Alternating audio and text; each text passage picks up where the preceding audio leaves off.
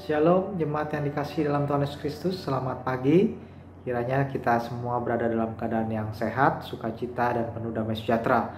Mari sebelum kita memulai aktivitas kita boleh merenungkan firman Tuhan dan kita berdoa. Bapa kami dalam surga, terima kasih untuk pagi hari yang Tuhan boleh anugerahkan kepada kami. Biarlah kami selalu mengingat cinta kasih Tuhan. Dan kami sebentar lagi akan merenungkan kebenaran firman Tuhan. Kiranya Tuhan yang berbicara mempersiapkan kami di dalam menjalani hari lepas hari. Di dalam nama Tuhan Yesus Kristus kami berdoa. Amin. Bacaan kita hari ini terambil dari Lukas pasal 15 ayat 1-7. Saya akan membacakan Lukas 15 ayat 7. Demikian firman Tuhan. Aku berkata kepadamu, demikian juga akan ada sukacita di sorga karena satu orang berdosa yang bertobat, lebih daripada sukacita karena 99 orang benar yang tidak memerlukan pertobatan. Bapak Ibu Saudara yang mengasihi Tuhan, Tuhan Yesus dalam pelayanannya semakin lama semakin berpengaruh. Dan banyak orang ingin dekat dengan Dia dan ingin mendengarkan Dia. Bisa bayangkan kalau ada seorang pendeta atau seorang pembicara rohani yang begitu berhikmat, membuat orang-orang ingin mendengarkan dan berdiskusi dengan dia, tentu ada banyak orang yang akan datang kepada dia. Tapi dalam pelayanannya Tuhan Yesus juga berdiskusi dengan orang-orang yang dianggap tidak baik, orang-orang yang dicap kurang baik. Ada pemungut cukai atau pemungut pajak yang dibenci sikapnya oleh banyak orang karena mengambil pajak bangsanya sendiri dan memberikan pajak itu kepada orang Romawi. Di lain kesempatan Tuhan Yesus juga terlihat menerima seorang wanita yang dicap sebagai wanita yang tidak benar. Hal-hal tersebut membuat orang Farisi dan ahli Taurat mengkritik atau mencela Tuhan Yesus. Bagaimana mungkin seorang guru rohani bergaul dengan orang-orang yang kelakuannya tidak baik?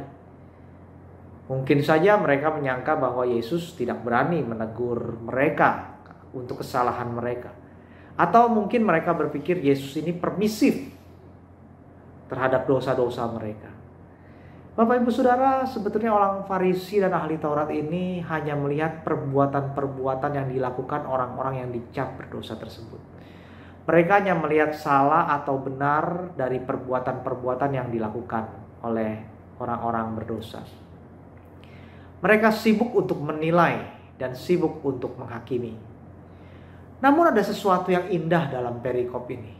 Ketika Tuhan Yesus memberikan perumpamaan bagaimana ada seorang pemilik domba, dia akan merasakan sukacita ketika dombanya yang hilang walaupun satu itu ditemukan. Sekalipun orang itu punya banyak domba. Dikatakan ada 100 domba, satu domba yang hilang. Tetapi ketika satu domba itu ditemukan, ada sukacita yang besar. Di sini Tuhan Yesus sudah menyatakan mengenai kasih Allah. Mengenai Allah yang bersukacita ketika ada orang yang berdosa yang bertobat. Tuhan Yesus sedang menyatakan kasih Allah yang melihat setiap jiwa itu berharga.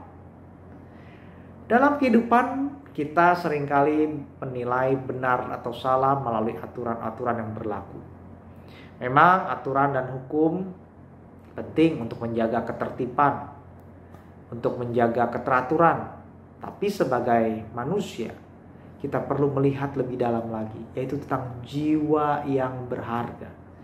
Yesus ingin kita memiliki hati yang mengasihi jiwa-jiwa. Hati yang bersukacita ketika ada pertobatan. Sebagai orang percaya, hari ini kita diajak memiliki hati yang peduli pada jiwa-jiwa. Terkadang ada orang-orang yang memang hidupnya tidak bertanggung jawab. Karakternya buruk dan orang-orang tersebut dijauhi oleh orang-orang. Kita cenderung ingin memberikan hukuman, penghakiman, atau mengusir orang-orang tersebut dari kehidupan kita. Memang sih agak sulit menghadapi orang-orang seperti ini. Tapi Tuhan juga ingin kita punya hati merindukan agar orang-orang itu disentuh oleh kasih Tuhan.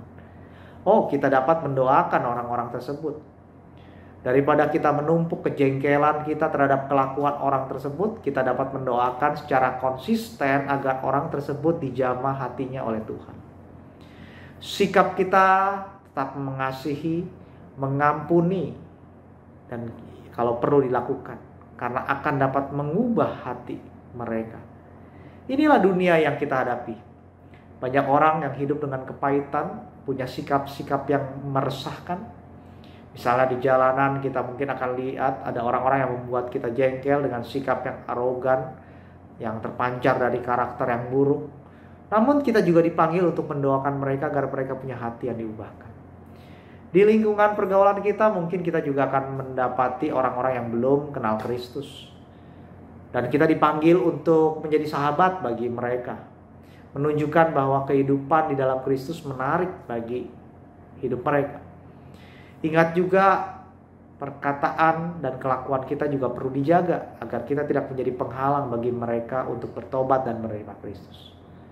Jemaat yang dikasihi dalam Tuhan Yesus, mari kita tetap memiliki sukacita seperti Tuhan bersukacita atas pertobatan orang-orang berdosa. Kita memiliki sukacita akan jiwa-jiwa yang dimenangkan bagi Tuhan. Karena itu mulailah dengan punya hati terhadap mereka. Kalau ada orang-orang yang jauh dari Tuhan, kalau ada orang-orang yang bermasalah, mari kita doakan mereka.